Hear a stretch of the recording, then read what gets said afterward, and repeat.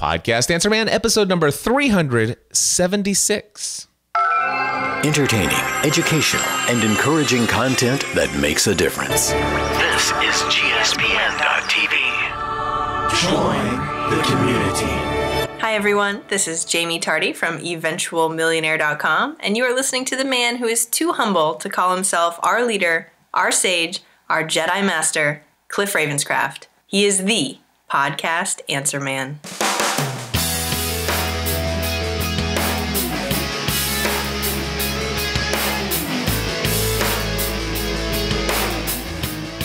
Well, hello everyone, and welcome back to another episode of the Podcast Answer Man. My name is Cliff Ravenscraft, and this, my friends, is the podcast devoted to taking your message, your business, and your life to the next level. That's right, my friends, it does not matter if you're brand new to this online content creating world we live in, or if you've been podcasting and creating online content for many years. There's something we can all do to take everything we do in life to the next level.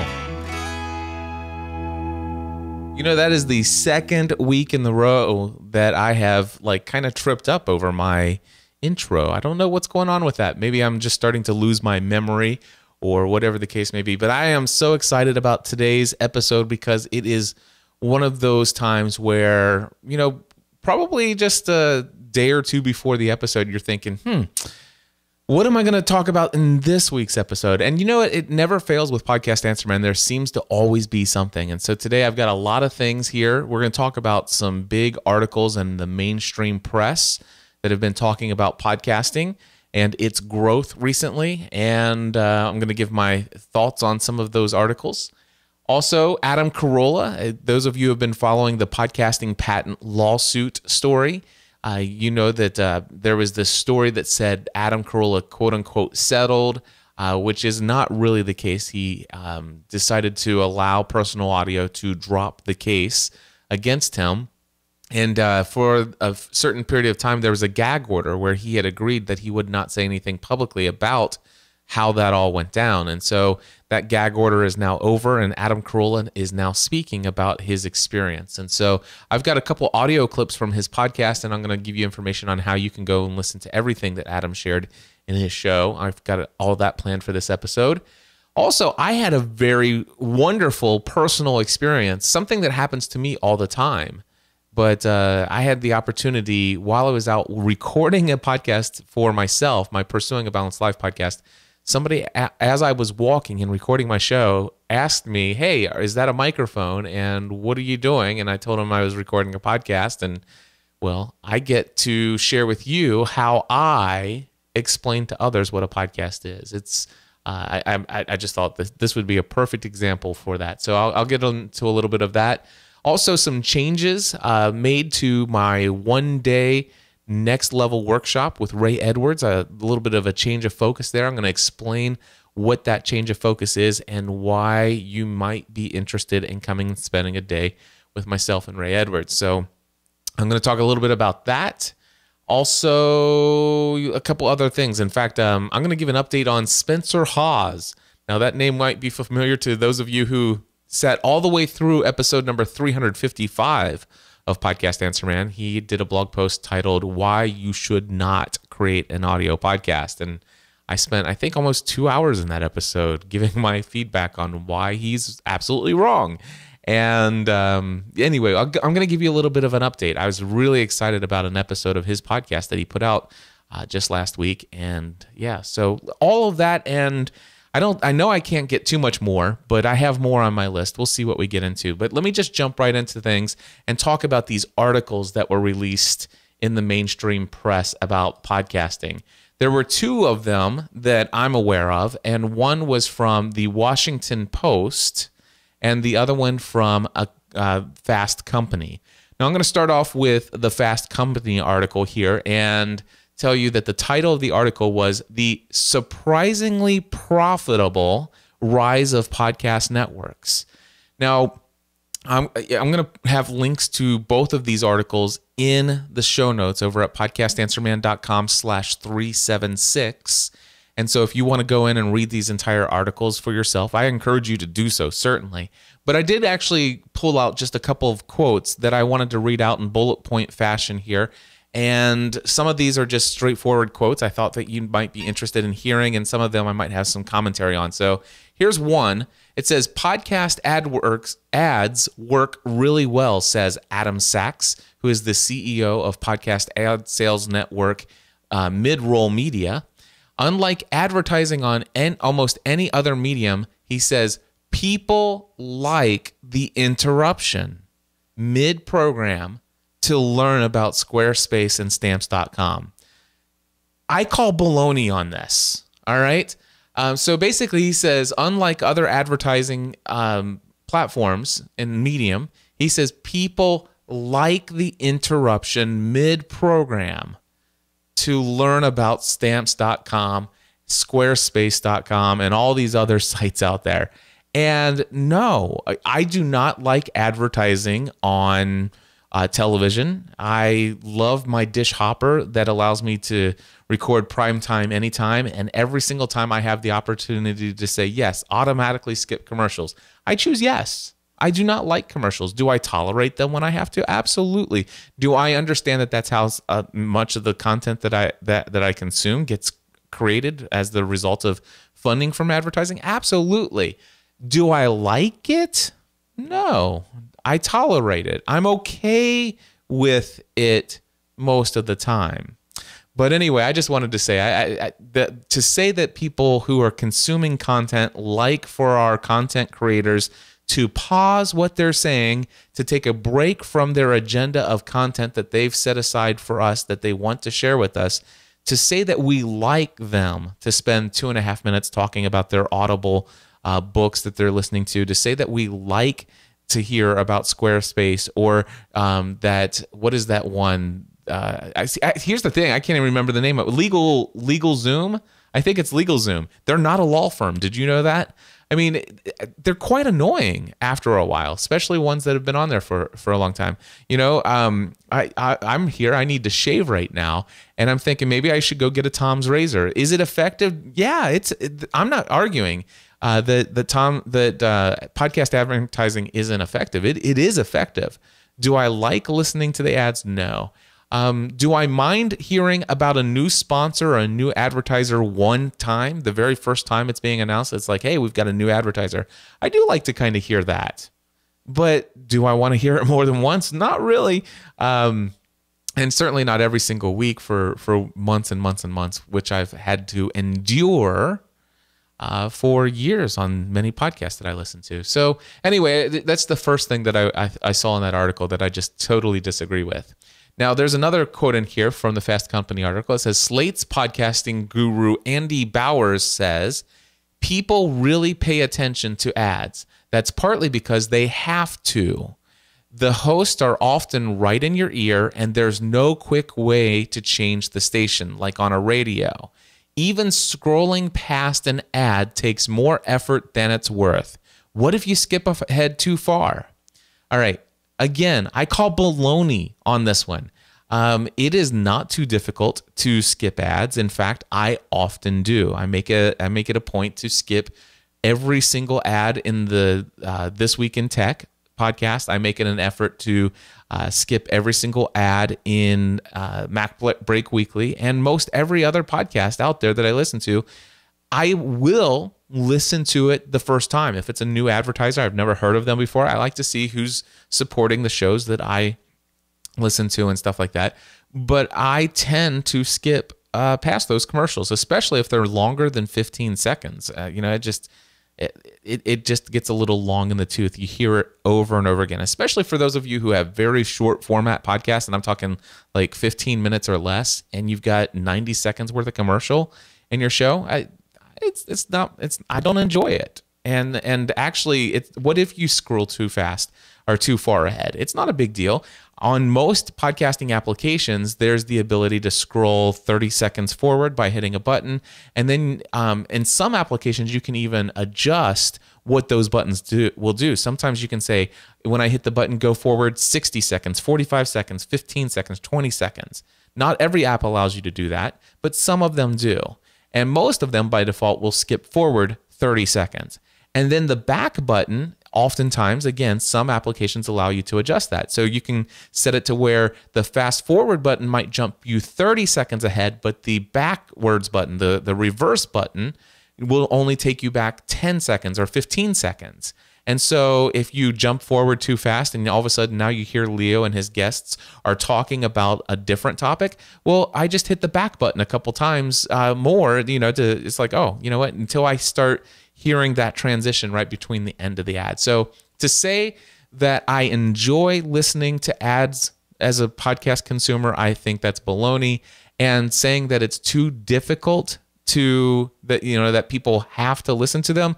No, it's becoming increasingly more convenient to skip the ads as we move forward. And by the way, that may not be a great thing for podcasting, but it is a reality. And I think that one day it will be just as possible for some people to actually create technology that will help you automatically skip ads in a particular podcast, especially if those become a little bit more automated or pre-inserted. And I've certainly even seen some of that back in 2006, 2007.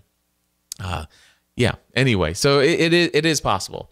Anyway, let's see here. Adam Sachs says, but more than that, listeners like and trust hosts. Their paid promotional messages sound more like a friend's recommendation than a sponsorship. The passive endorsement is really powerful. This is absolutely true. I 100% agree with this. Host-spoken endorsements, especially when, and here's the thing, the question is whether or not you know, like, and trust the host of that podcast. And if you do, and you really do believe that those people genuinely do care about that particular business, and it's not just about the money for them, and you really get a sense that, when I here's the deal, when Dan Miller talks about Harry's, the razor company, I actually do believe Dan Miller. I believe the words that he's saying, and in fact, have I actually signed up for my free trial kit of Harry's shaving thing? No, I haven't yet, but every single time I'm up there in my bathroom, of course, you can tell I haven't shaved today. I love working for myself. I don't have to do that all the time.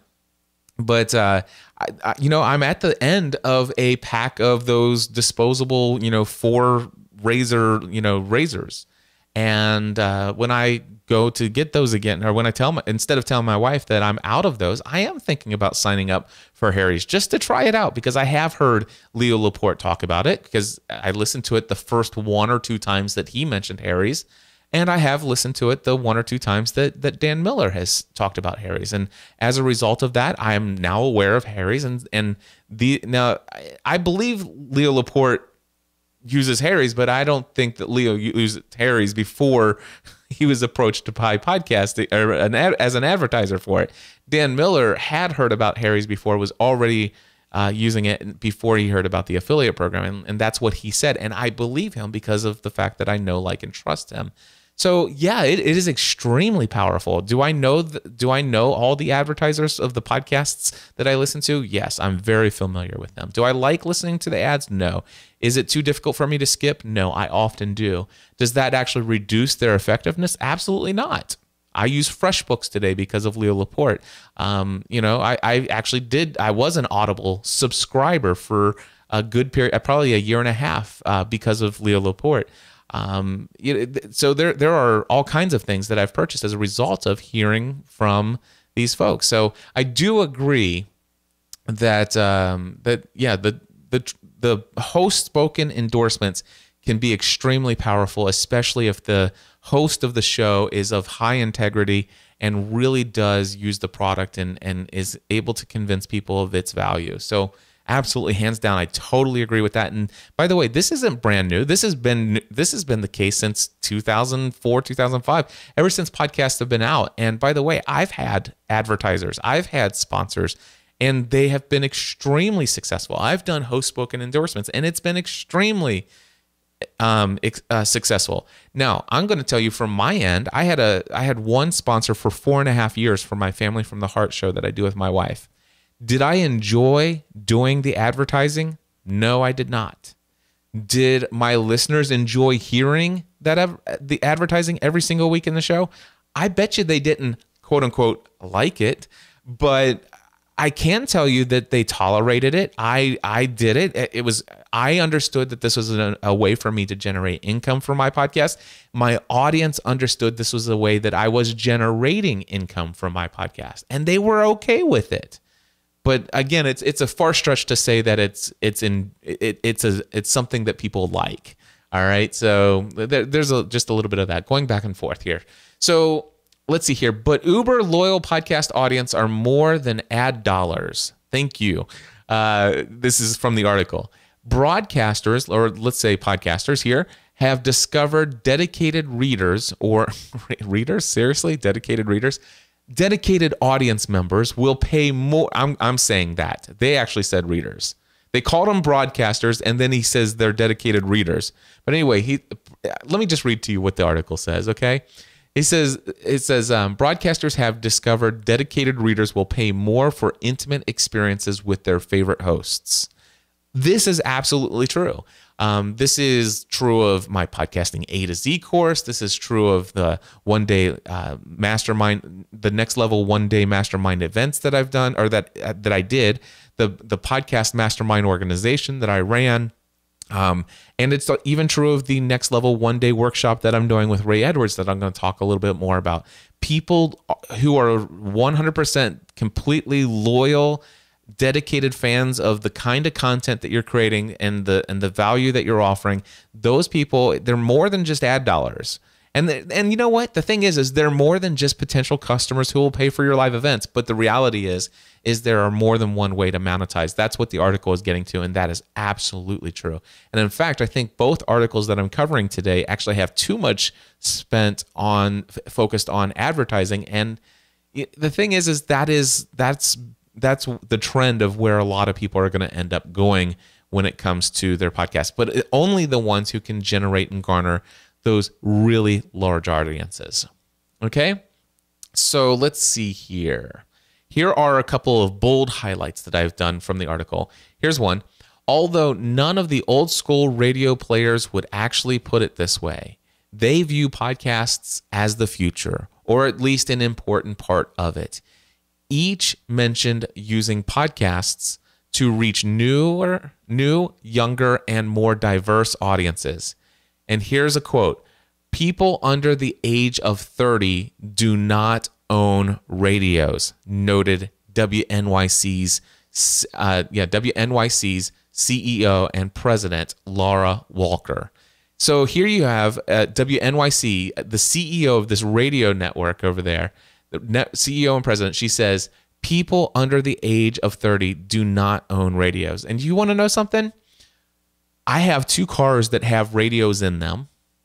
I cannot remember the last time I turned the radio on for anything other than to connect it via Bluetooth to listen to either streaming music from my Spotify or Beats Music Now, or my podcasting application. I do not listen to the radio. And by the way, if I were to buy a car today and there was an option to get, something other than a radio, I would not, I don't need a radio. I wouldn't want one. And my kids, I have a 9-year-old, a 13-year-old, and a 14-year-old right now. Of the 3 of them, none of them have ever owned a radio before in their life. Not one. However, all 3 of my children have an iPhone. All 3 of my children have iPad minis and, Kindles and all these other things, but they do not have or do not own a radio. They know what one is still, but I agree with that. I love that. Here's some other things from this article that I enjoyed as far as things that are getting out into the mainstream as far as understanding. As more shows prove the magic of podcasts to generate actual money, audiences continue to grow. In the last year alone, the amount of people listening to podcasts has gone up 25%. And people who podcast hard, listening to an average of 6 podcasts per week. Now, here's the deal. I think I need to do a little bit of interpretation, and I could be wrong, but I think the author of this article, when he or she says people who podcast hard. I think what, in light of and in context of this, the number of people who are listening to podcasts, when they're saying, and people who podcast hard, I think and people who listen to podcasts in a very devoted way. So I don't think that, I think what the article is saying is those who actually enjoy a podcast enjoy as many as 6 different podcasts per week. And I fit within that category. I would say that I consume a minimum of 6 podcast episodes per week from 6 different podcasts that I subscribe to. And it might be right around the number 6, actually.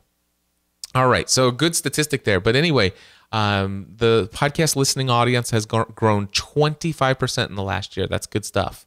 And now it also has another quote here. It says, now 58% of Americans own a smartphone, which has multiple podcasting apps that automate that process. Now, of course, the article continued to talk about the fact that this is one of the reasons why podcasting is becoming so popular.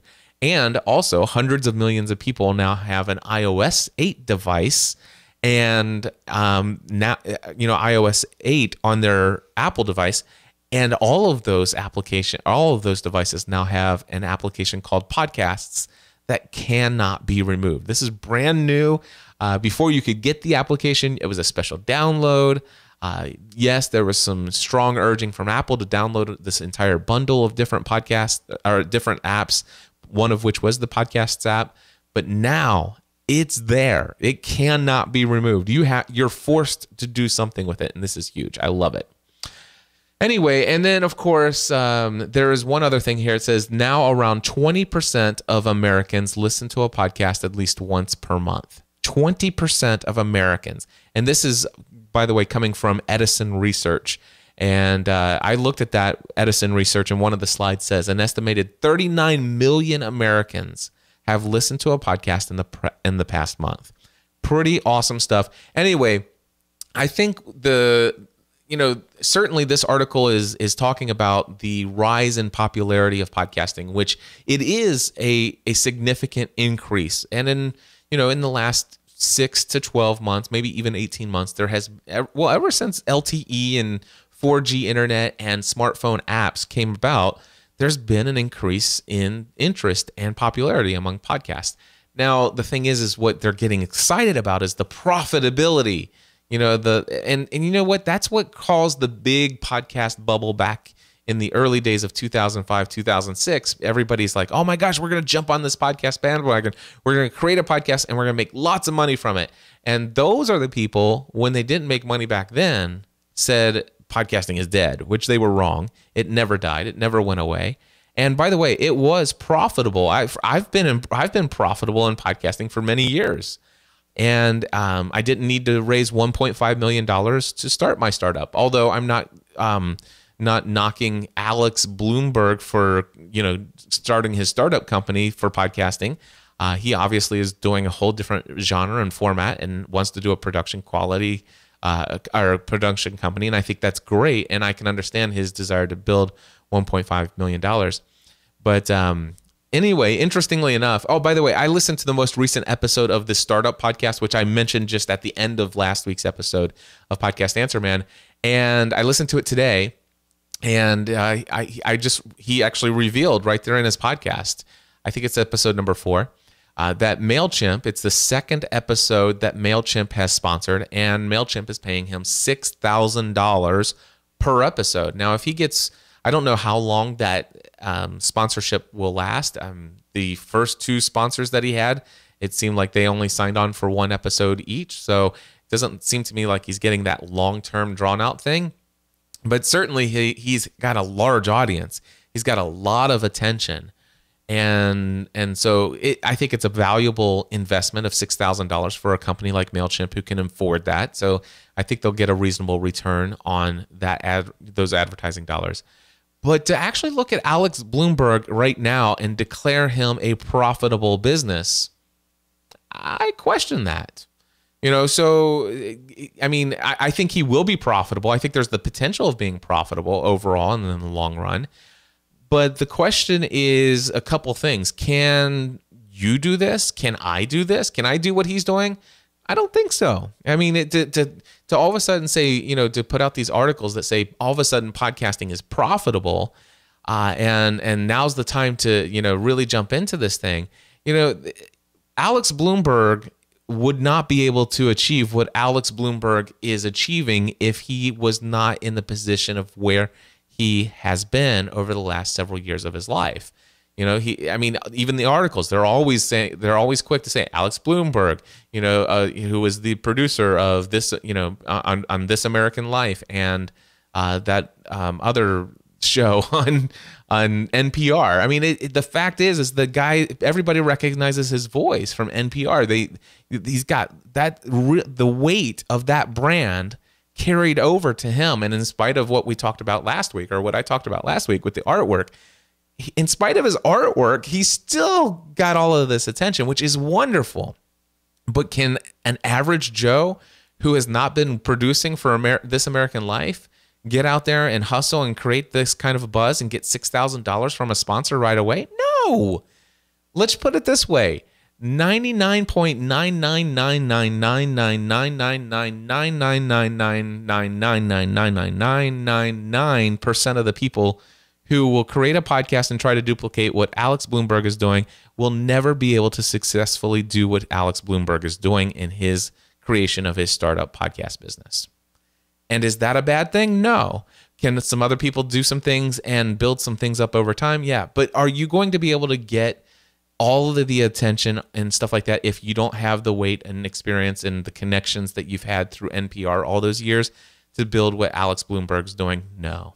Could you build This Week in Tech and do what Leo Laporte did without having all the 20 some, well, actually at the time he started it was like 20 some odd years with radio broadcasting background, and also the star of the television network of over at ZDTV and then Tech TV of the Screensavers and Call for Help?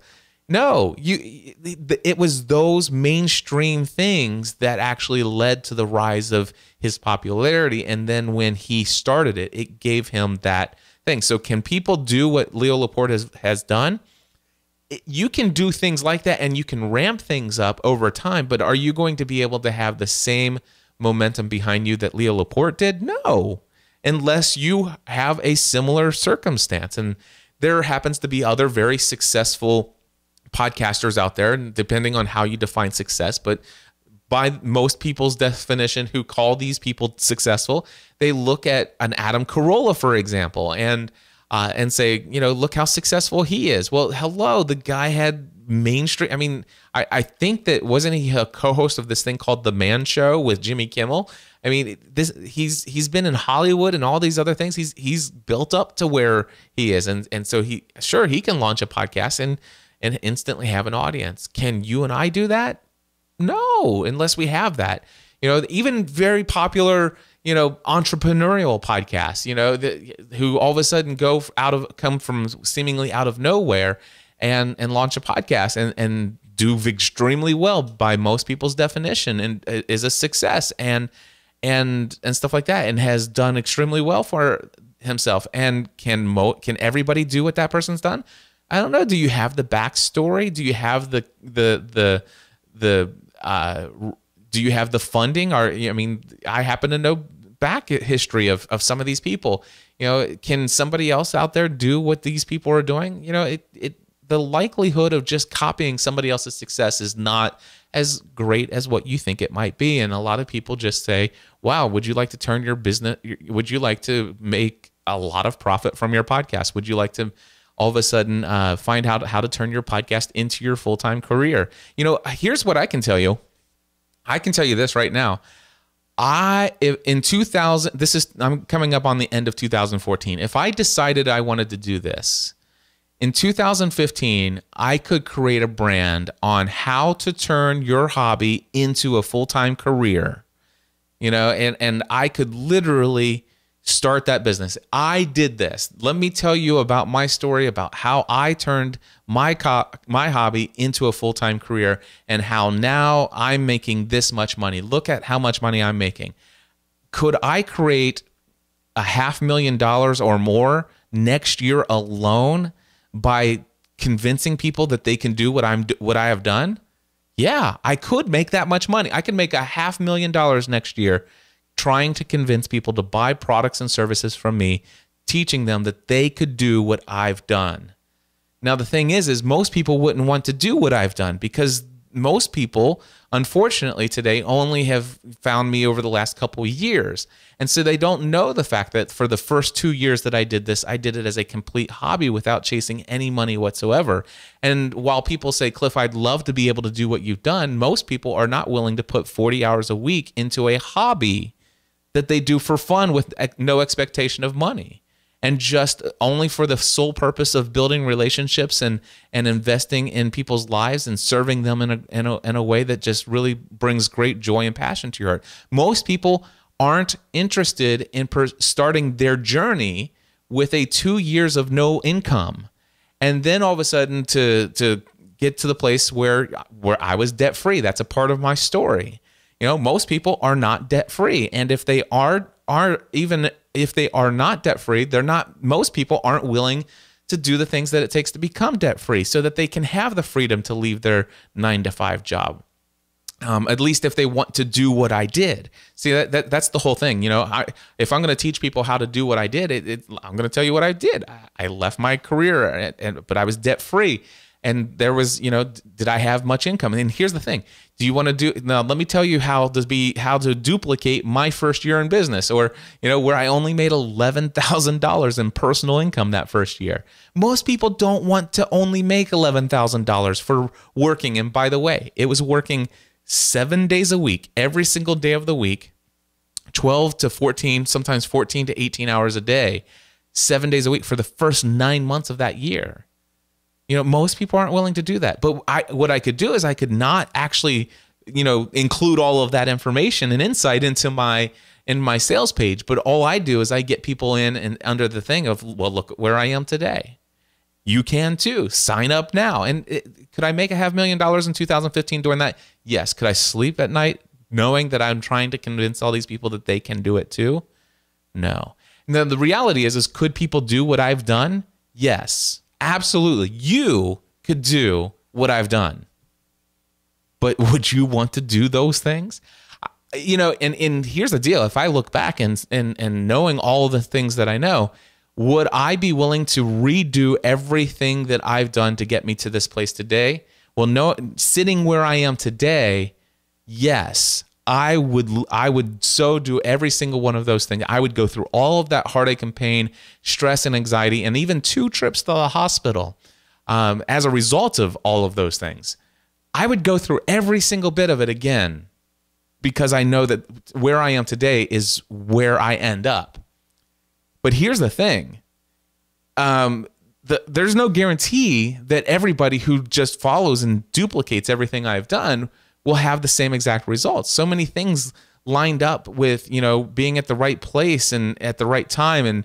And sometimes I heard another quote, it's, being at the right place and the right time isn't it. It's actually being the right person at the right place at the right time. And so there are things that, I just so happened to finally be at a place where I could receive an opportunity.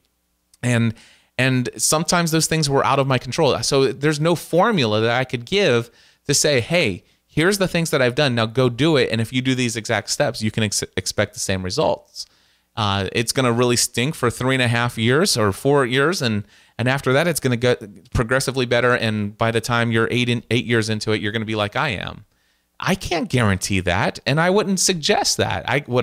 Now, do I teach people that, what I've done and help to share those things and shave off some learning curve and help people to find success faster? Yes.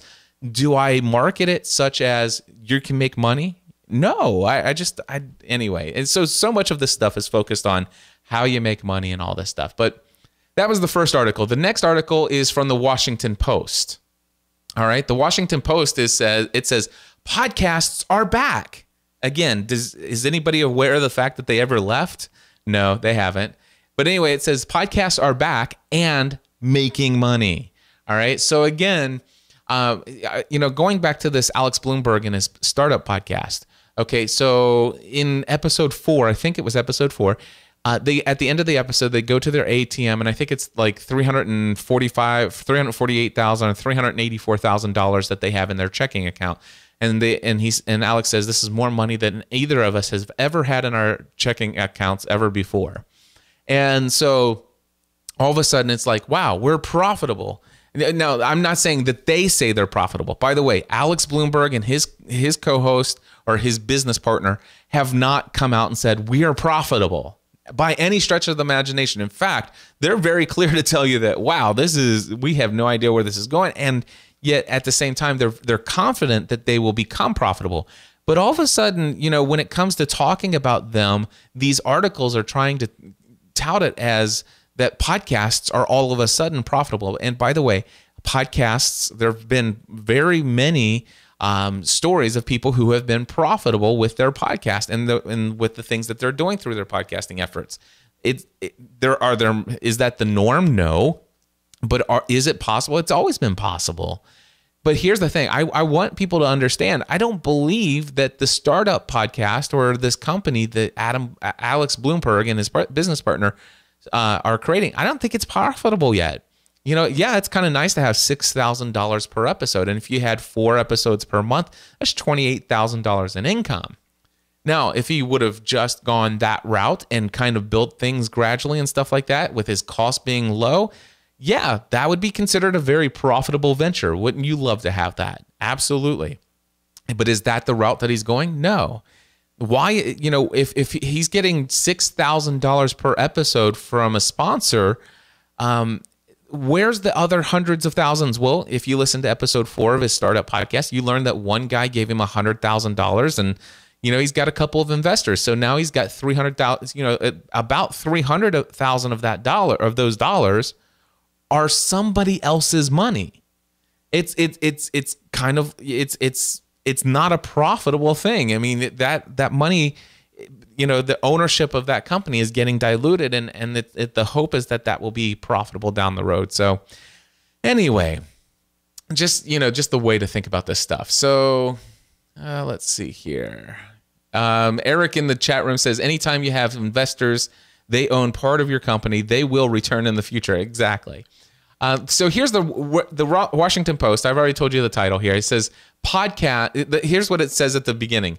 Podcasts are finally profitable. Whatever. Anyway, and the connection that people, I'm going to read quotes now.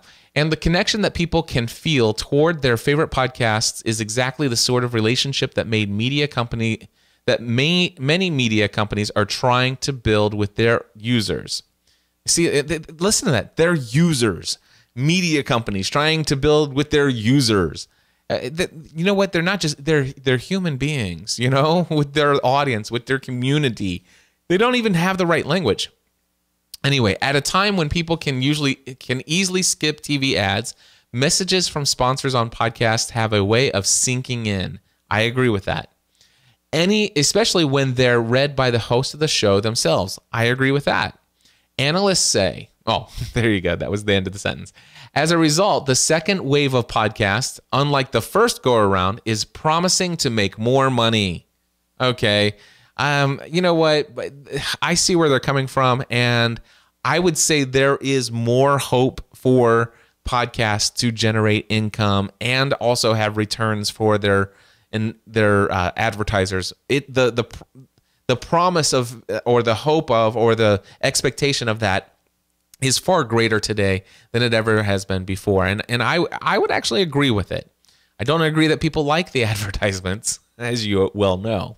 All right, despite some early enthusiasm, podcasts faded in popularity in the early 2000s. By the way, it never faded in popularity among those who already were excited about it. I mean, were there maybe a handful of people, maybe 2% or 3% of people who started to listen to podcasts, and then eventually it just kind of was something they didn't do anymore? Yeah. But I believe that about 98% of all the people who discovered podcasts and the buzzing was so huge, I believe all of those people stuck around. And I believe podcasting's popularity, while the growth curve was almost, you could just, it was barely perceptible, when you compare it to what it was when people first learned about it, But I believe that the popularity has continued to grow, and we're just all of a sudden seeing a second huge growth curve. That's my own feeling on this, and I believe it's my expert opinion on it. So anyway, here it says, required them to, okay, so despite some early enthusiasm, they're growing, partly because of many required the download, they were required to be downloaded to play. Many people downloaded them to play on a vehicle. You had to actually download them. I'm not going to read that part. Radio is still far more popular and lucrative than the fledgling world of podcasts. Really? The fledgling world of podcasts? Anyway, the industry has withstood the disruption and it's talking about radio. The radio industry has withstood the disruption that the internet wrought on newspaper and TV, partly thanks to an enormous audio of commuters trapped in cars. But podcast enthusiasts believe preferences are beginning to change, and yes, I agree with that. Podcasters are also like the personal connection that they have with fans who listen through earbuds or headphones, which can make shows feel more intimate than other forms of media. Yes. Even with the rise of 6-second Vine videos and viral listicles on the web, Mars believes there is a strong appetite for long-form audio storytelling. It's what keeps listeners committed for 20 minutes. And so here's the deal. If you're still hearing my voice right now, you've been listening to me for 41 minutes. 41 minutes. So I agree with that. Your podcast audience, you guys are out there. You're in this for the long haul, and I love that. It's one of my favorite things about podcasting. And then the last thing here, Norm Patitz from Podcast One, let's see here, says he has a company that hosts and distributes podcasts. He says that his podcast sells millions of dollars of ads for popular podcasts by pro wrestler Stone Cold Steve Austin, talk host Adam Carolla, and sportscaster Dan Patrick. A new podcast launched in June starring Nicole Snooki Polizzi from the reality show The Jersey Shore averages 1.5 million downloads per episode. Norm Patitz is scouting for more stars to launch podcasts. He has signed former CNN host Larry King and his wife, Sean, and Pawn Stars host Rick Harrison. Now, I would tell you, I'm interested in hearing a podcast that is put out by Rick Harrison. That would be a really good podcast. I'd love to hear that. Anyway, so there you go. Those are the two articles that are out there. I'm not crazy about the fact that, podcasting is experiencing a second wave of popularity. Okay, it is receiving a new wave of popularity. But I wish this focus on these articles in the mainstream wasn't so heavily focused on the money. And I think it's great that people are out there generating income from podcasts. I'm a huge fan of that. But so much focus on the money, it kind of, and it's so much focus. So many of these articles are focused on, what the big celebrities are doing. And, that I think that, there's not enough articles out there that talk about, the guys in their basements who have actually built something significant. Now, I'm not talking about just myself, by the way. I've been very blessed to get quite a bit of exposure for the things that I'm doing. But I'm talking about some of the people that I've worked with that are out there creating content that will never or may never have more than 2,000 or 3,000 subscribers, that may never have a single advertiser on their podcast, but they're out there changing the world. They're out there actually generating a significant amount of income based upon people who are buying their products and services, that are basically out there just creating podcasts for the fun of it and enjoying life and this as an outlet for them to have a little bit more sense of purpose and fulfillment in their life. And that's really all they want out of it.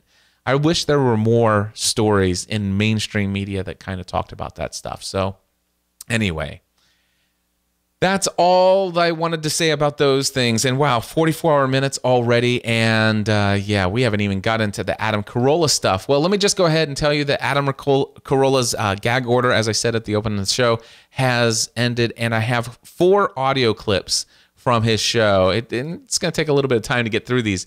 But what I want to do is I want to tell you this. What I have is just a short sampling of a good bit of conversation. Every bit of 20, 30, 40 minutes of conversation in Adam's podcast from October 1st, 2014. You can find the full episode that I'm pulling these clips from if you just go to podcastanswerman.com/Adam Speaks, all one word. Let me go ahead and play the first audio clip for you. And this first clip is about 2.5 minutes. What happened with this whole patent troll thing way back in 2013 when we first got sued. But this company is taking down major companies. I mean, those guys took Apple to court in the same place where we were sued in Eastern District of Texas. They got $8 million out of those guys.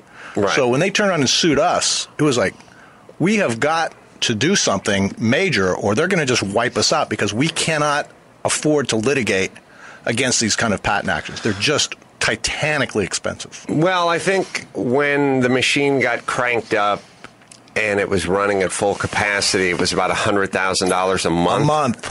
A month. That's the most expensive. I mean, that's what GM pays.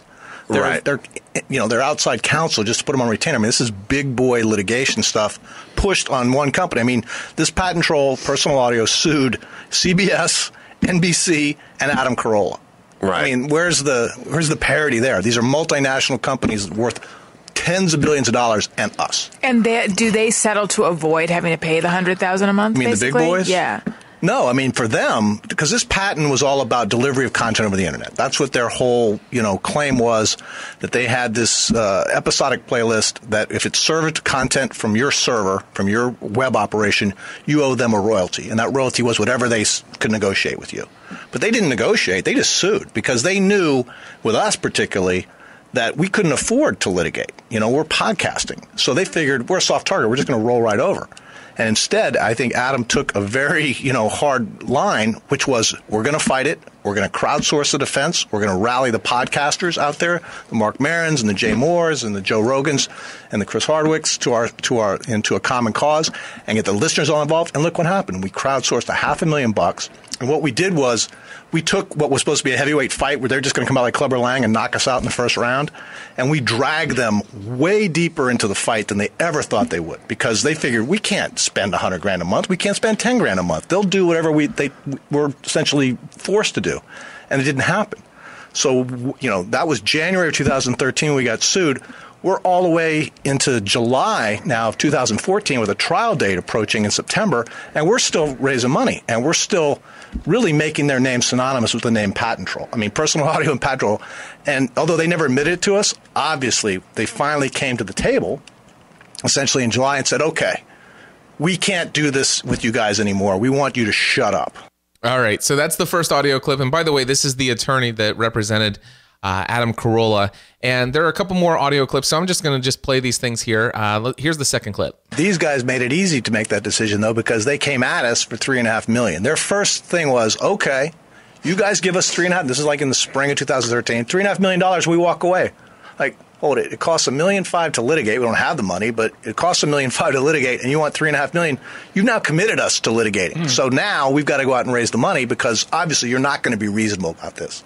And that's what essentially lit the fuse on crowdsourcing. And I think that what was created in that Fund Anything campaign that we got behind was an amazing amount of support for everybody who's got an investment in this medium. I think it shows how much passion there is out there among the listeners, among the podcasters, to make sure that we don't get, because now the next company that comes down the pike is going to think twice about coming after us. All right, and here's clip number 3. Because what happened was we did not settle. What happened was they dismissed the case. The deal essentially came down to, you guys got to stop talking because you're killing our jury pool for Texas. We've got to put trials on against CBS and NBC, and those guys that's where the big money is. And you guys are essentially become a thorn in our side. So what we need to do is for you to shut up. And so we said, fine, what's in it for us? Well, we'll walk away. We'll dismiss this without prejudice. We wanted them to dismiss it with prejudice. And what does that mean? The difference is, without prejudice, they can come back and sue us again, right? Which you don't want. You want to take this thing so they can never come back at you again. But that wasn't they weren't willing to go that far, right? We couldn't get them to that point. So the best we could do was get them to walk away, again, saving us from the cost of a trial. We were looking at somewhere between 750 and another $1 million to put a trial on.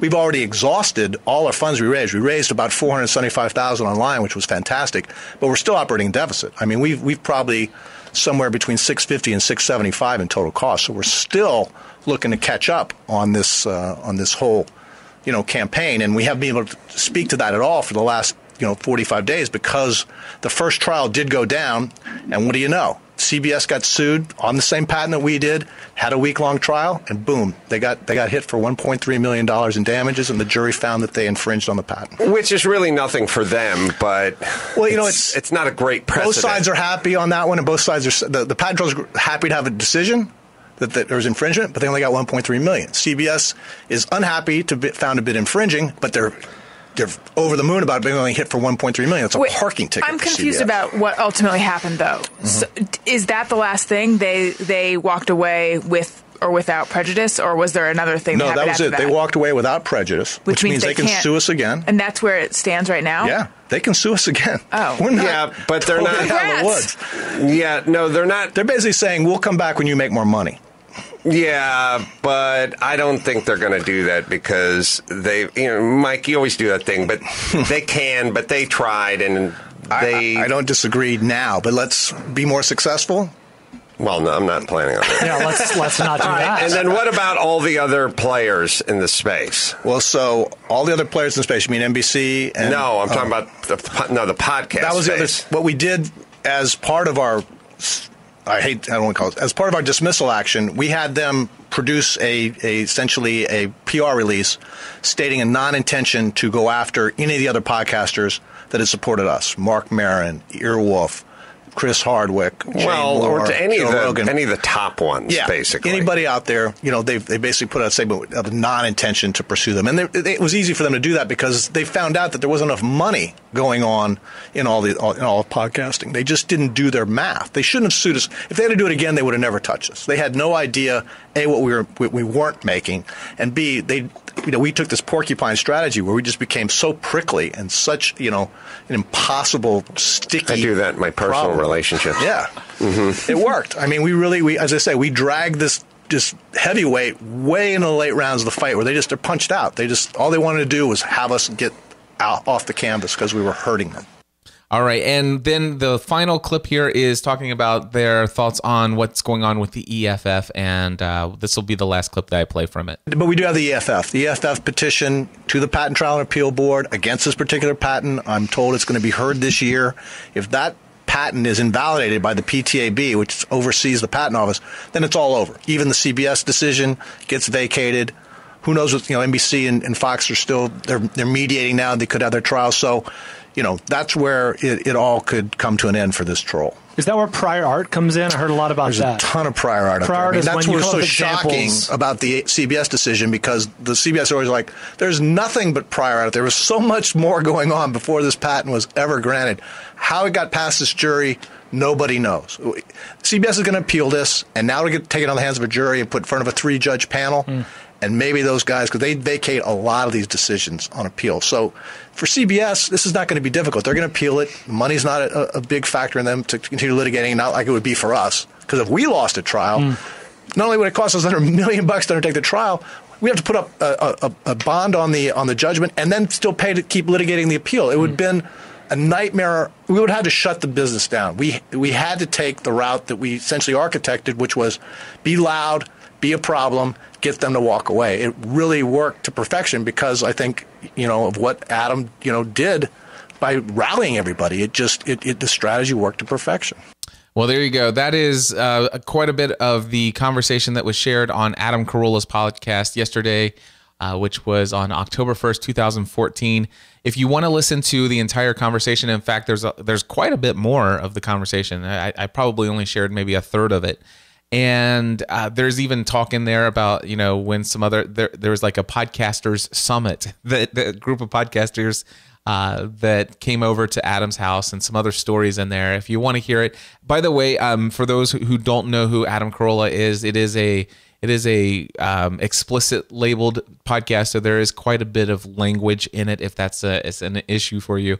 But if you want, you can go again, the link to that particular episode, I just created a short link to it, podcastanswerman.com/Adam Speaks, and just jump right about 15 minutes into the episode, and that's where all this stuff starts at. So anyway, there you go. I found it very enlightening to hear a little bit of his side of the story about how things went there, and it confirms in my mind that I think that we have nothing to worry about at this point in time, nor do I feel like we'll have anything to worry about at any time going into the future.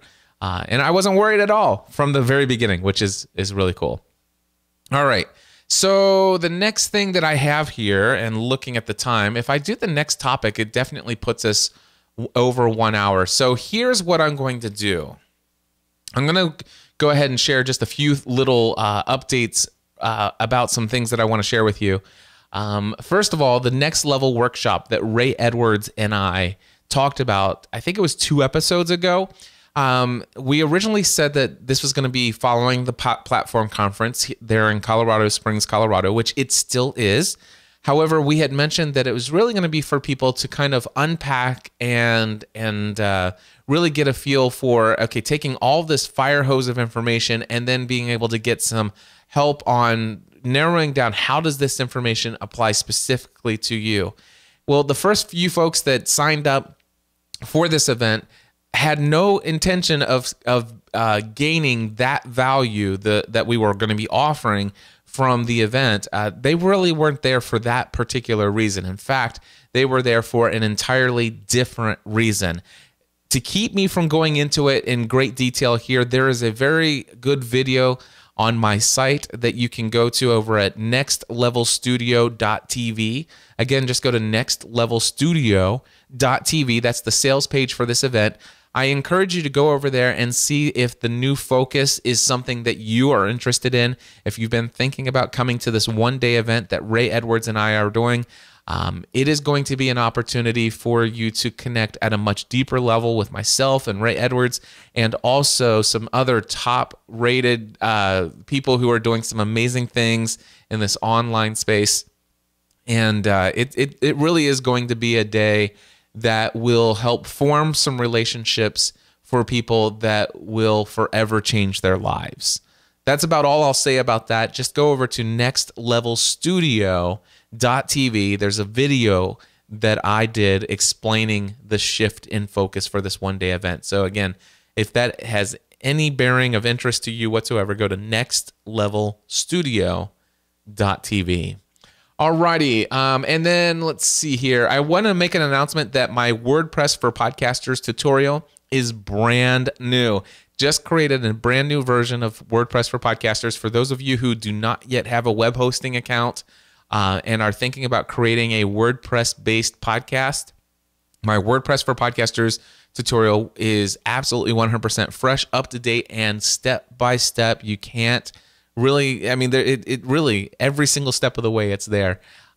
You can, and basically it'll walk you through the setup of your hosting account. It'll walk you through installing WordPress, how to install the podcasting plugin, configuring the podcasting plugin, how to upload your first podcast episode, even, what account to create over at Libsyn, and then how to upload your file to Libsyn, how to take that and create your first podcast episode, how to create your RSS feed and send it over to iTunes and even Stitcher. So if you are interested in that, it's a WordPress for Podcasters, and you can find that over at podcastanswerman.com/products, by the way, podcastanswerman.com/products. And also, I wanted to mention an update on Spencer Haws. Spencer Haws, some of you may recognize that name. That was a guy that I talked about in episode number 355 of Podcast Answer Man. He had done a blog post titled "Why You Should Not Start a Podcast," and I spent, like I said, 2 hours, I think it was, talking about why all the reasons I thought he was, his assumptions were inaccurate. So basically what I did, or what happened, was as a result of some feedback from his own audience, and also after listening to my show, he made a decision that he would give a concerted effort to be consistent and try to take on as much of that advice as possible and continue to do his podcast for a while to see how things go. Well, I've stayed subscribed to his show, and he's brought in a co-host, and he's not doing interviews all the time. He does them whenever he feels led to, which I think is great. And they talk about their business and the things that are going on. It's kind of like updates of behind the scenes and in between the blog posts. I think it's a better format for them. Their audio quality has not improved very much, but it's not all about the audio quality for them, and so that's fine. And I haven't listened to every single episode, but I want to tell you, episode number 46 of their podcast, it's called Niche Pursuits, is amazing. In fact, I've created a URL for it, podcastanswerman.com/Haws46. That's HAWS 46. So if you go to podcastanswerman.com/Haws46, you'll be able to go right over to their episode and listen to it. And what I loved about it is they talk about at length sort of a huge business obstacle.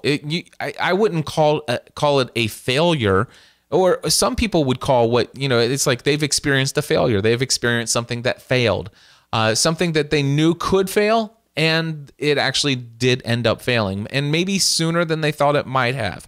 And it's something that is it was a significant setback in their business, and to actually get behind the microphone and be so real and authentic, and also how it's changed their perspective on what they will and will not do or teach in their business moving forward. One of my favorite podcast episodes I've heard in a long time. And like I said, I stayed subscribed to their podcast just to see what it is. And I haven't listened to very much, but I listened to that episode, and I encourage you to check it out over at podcastanswerman.com/HAWS46. All right. And yeah, man, I should just not worry about staying right at an hour, but I know some of you guys really wish I would, but you know what? No, I will stay at an hour. How about that? I have, let me go ahead and hit this music. So here's the deal. What I'm going to tell you is next week's episode, I will talk about a brand new audio branding package I have. I will talk to you next week about how I'll give you an inside look on how I explain what a podcast is to somebody who all of a sudden when you ask them, hey, have you ever heard of a podcast? And they say, is that an internet thing? Well, what would you say in response to that? Well, I had an opportunity. I actually have this conversation with lots of people. I mean, it's a conversation I have all the time. But I happened to have that happen to me while I was recording an episode of Pursuing a Balanced Life. And next week, I will include the audio recording of that conversation so you can hear how that went. So much fun. And what else will I move over to next week? My new audio branding package with some friends of mine. I'll tell you about that next week as well. And end of show announcements here. Platform Conference is coming up in November. If you haven't signed up yet, myself, Ray Edwards, Pat Flynn, some other great people are going to be in Colorado this November. Go over to platformconference.tv, platformconference.tv, and use promo code Cliff. You'll save $100 off if you haven't signed up already. Again, if you want to spend that extra day there and hang out with myself, Ray, and some other folks, get all the details in the new video found at nextlevelstudio.tv. And yeah, I think that's... Oh, by the way, there's an online conference for those of you who like to attend a lot of webinars and gain all kinds of valuable insights from other people and experts in different various niche industries and social media business and stuff like that. Social Media Success Summit 2014 from the folks over at Social Media Examiner, my friend Michael Stelzner. That is happening all through October. You can sign up at gspn.tv/social media. That's my affiliate link, by the way. Again, that's gspn.tv/social media. And that will get you over to there. You can learn more about that. I will be doing a session for them as well. And then I have not done this in a very long time. Let's see how much time I have. I have enough time to do this, I think. I want to say thank you to those of you who have been using my Bluehost affiliate link to sign up for your hosting account. In fact, there is turn-studio.com, thestrangeinthecity.com, LinkedIntraining.tv, Haws.com, financialplannersofAtlanta.com, WeGotAThing.com, DumpHouseOfDreams.com, CobbVista.com, LessonsInPain.com, TheFantasyElite.com, HSStrengthCoach.com, SSnapRadioPost.com, CourageNotFear.com, GreenRoomConversations.com, DefeatingDiabetes.net, GettingOnYourNerves.net, OldTimeHockeyUK.com, Rustic Country Designs. Again, that's RusticCountryDesigns.studio. Thank you all. Helping you to get the thing you do to the next level. Anyway, thank you guys so much. If you want my thoughts on hosting over at podcastanswerman.com/hosting, I'll be back next week. God bless. Podcast Answer Man. Alrighty, that is going to wrap it up for my broadcast here. I've already stopped the audio. I'm now just talking to you guys on the live show here, and also to those of you who are watching on YouTube, the recorded video. It's been an honor to have you here today. Thank you so much. I am going to go and do some other things. I have to actually process all this stuff and get it online, but I have some other things that I got to accomplish today. So unfortunately, I'm not able to stick around a lot and chat afterwards, but I thank you all for being here. It's a great honor to have so many people join me live when I do these things. And by the way, if you're watching this on the video, I do record this live or broadcast it live on Thursdays at 2 p.m. Eastern Time at podcastanswerman.com/live. And if you ever want to join me, you can do that. And so, yeah, that's it. So until next time, my friends, I encourage you to take everything you do to the next level. Bye-bye.